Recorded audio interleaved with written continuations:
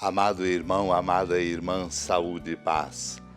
Somos desafiados existencialmente a cada dia a traduzir em nosso jeito de ser o compromisso de nossa condição de discípulos e discípulas de Jesus. Nosso grande testemunho missionário é proclamar por gestos e palavras o que vimos e ouvimos de nosso Mestre Senhor Jesus Cristo, o Cristo ressuscitado, vitória da vida sobre a morte, vitória do amor sobre todo ódio. As alegrias do tempo pascal fecundem e fortaleçam nosso testemunho, dando ao mundo um novo rumo, numa labuta grande, sem que dela nos desistamos. Naquele tempo, os 2 discípulos contaram o que tinha acontecido no caminho e como tinham reconhecido Jesus ao partir o pão. Ainda estavam falando quando o próprio Jesus apareceu no meio deles e lhes disse: "A paz esteja convosco." Eles ficaram assustados e cheios de medo, pensando que estavam vendo um fantasma. Mas Jesus disse: "Por que estáis preocupados e por que tendes dúvidas no coração?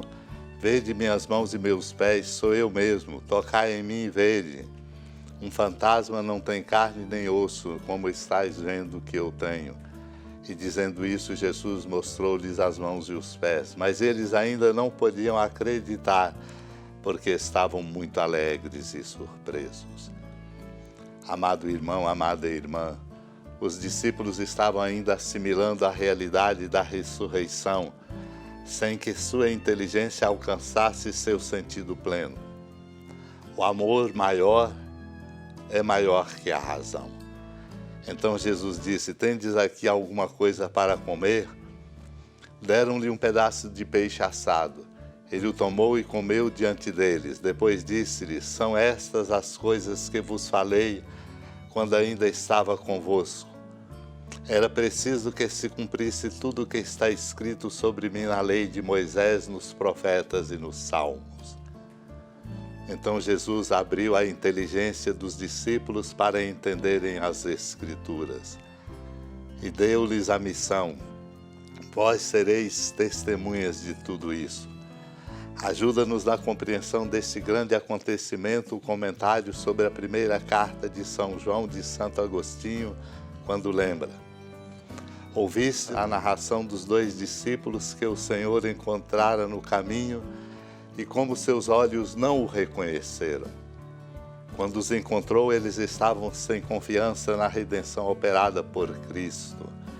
Acreditavam que o Senhor tinha sofrido e morrido como um homem qualquer. Não faziam ideia de que, como Filho de Deus, haveria de viver para sempre. Julgavam que ele morrera como um dos profetas, de uma morte que não deixava esperança de ressurreição. Então Jesus abriu-lhes o sentido das Escrituras, começando por Moisés e percorrendo todos os profetas, mostrando-lhes que tudo quanto sofrera fora predito. Agiu, irmão e irmã, deste modo, para que sua ressurreição não trouxesse mais perturbação à fé, tornando-a difícil ainda, caso os acontecimentos a seu respeito não houvessem sido preditos com antecedência. Certamente, a firmeza da fé em Cristo torna-se maior pelo fato de que tudo quanto aconteceu ao Senhor ter sido predito. Os discípulos só o reconheceram na fração do pão. Realmente, quem não come nem bebe sua própria condenação, reconhece a Cristo na fração do pão. Seja-nos concedida esta graça. Oremos. Senhora da piedade, Mãe Virgem do Cristo Deus. Lembrai-vos, ó piedosíssima Virgem Maria, que nunca se ouviu dizer que alguém daqueles que, tendo recorrido à vossa proteção, implorado a vossa assistência e reclamado o vosso socorro, tenha sido por vós desamparado. Animado com igual confiança, a vós recorro, ó Virgem das Virgens, e gemendo sob o peso dos meus pecados, me prostro a vossos pés. Não desprezeis as minhas súplicas, ó Mãe do Verbo encarnado, mas dignai-vos de as ouvir propícia e de me alcançar o que vos peço. Amém. Feliz padroeira de um povo a lutar, a gente mineira te quer exaltar, não só lá na serra, tu és esplendor de toda esta terra, também és fulgor.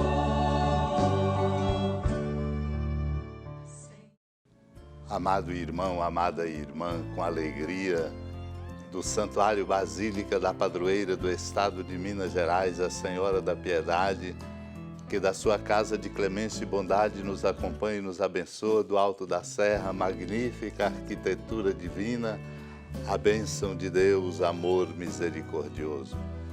Pai, Filho e Espírito Santo, desça sobre sua família, proteja sua casa, sustente sua vida, fecunde o caminho missionário de nossa igreja, nos encha de sabedoria e permaneça conosco para sempre.